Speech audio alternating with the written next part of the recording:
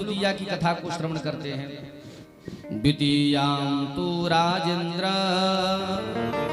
अश्विनौ सोमपत्तिनौ च्यवनेन कृतौ यज्ञे मिषतो मघवश्च च। ये द्वितीया तिथि कितनी महान है।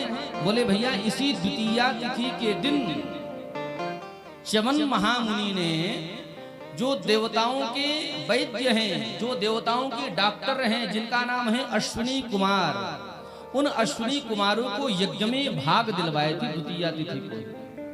ऐसी कथा है। कथा तो ऐसे बहुत बृहद है, लेकिन बहुत सूक्ष्म में आप लोगों को निवेदन करता हुआ चलूंगा, क्योंकि समय की अपनी बाध्यता है।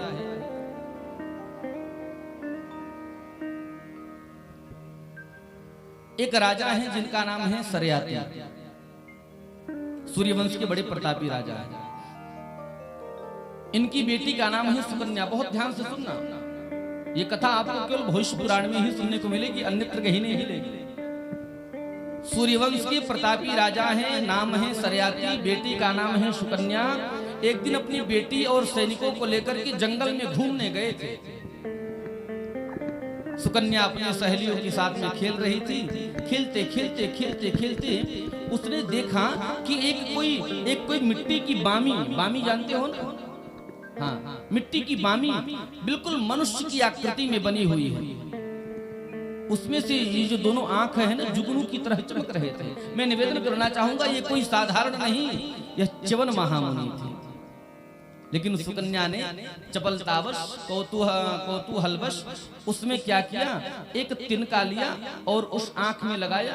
भैया खून की धार निकलने लगी। च्यवन महामुनि की आंख गोविंदाय नमो नमः।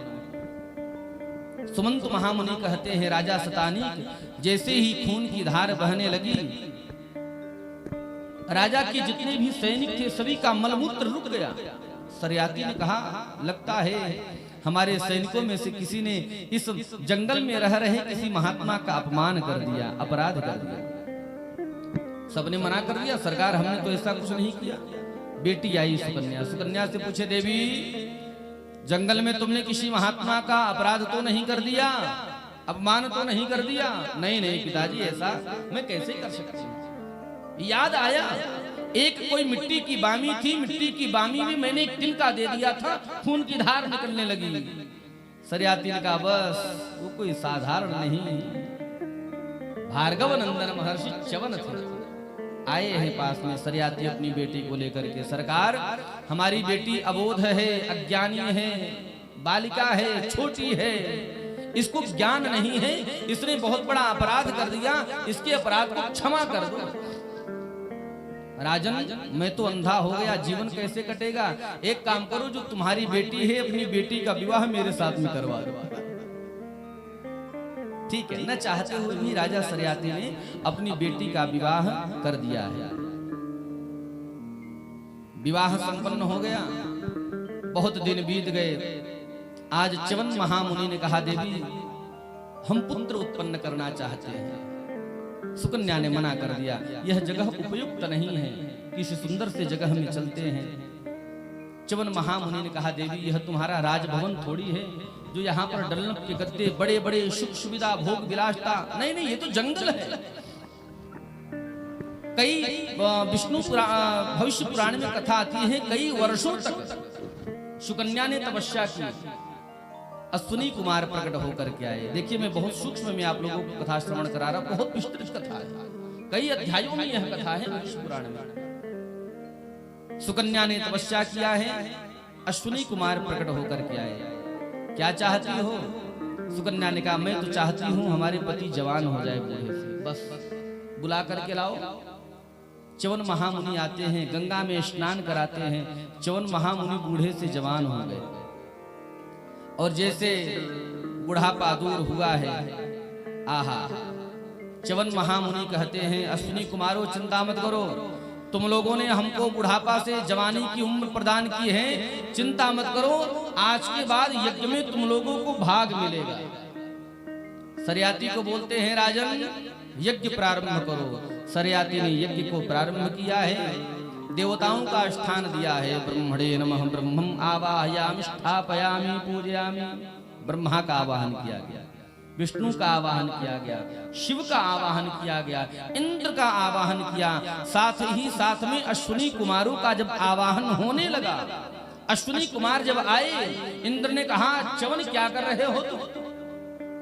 अश्विनी कुमारों को तुम यज्ञ में जगह दोगे? नहीं नहीं, इंद्र ने वज्र उठा लिया है, आज मैं तुमको मार डालूंगा च्यवन।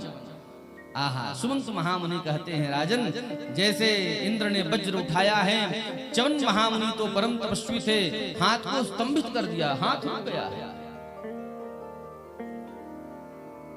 आवाहन स्थापन हुआ, यज्ञ में भाग दिया गया। ब्रह्मा जी आए, ब्रह्मा ने कहा है च्यवन, इंद्र का जो तुमने हाथ स्तंभित किया है इसको मुक्त कर दो। हाथ को मुक्त कर दिया गया।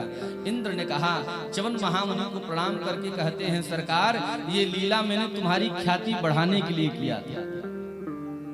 यदि आप अश्विनी कुमारों को यज्ञ में भाग देना चाहते हो, भला आपको कौन रोक सकता है?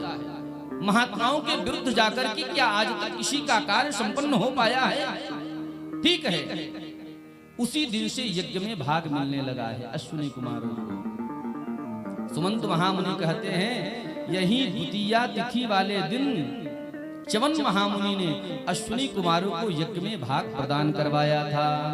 इस द्वितीया तिथि को जो अश्विनी कुमारों का पूजन करता है, उसको ब्रह्मलोक में कई हजार वर्षों तक वह निवास करता है।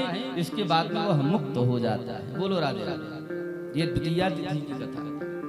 अब कथा तो बहुत बड़ी बड़ी है, लेकिन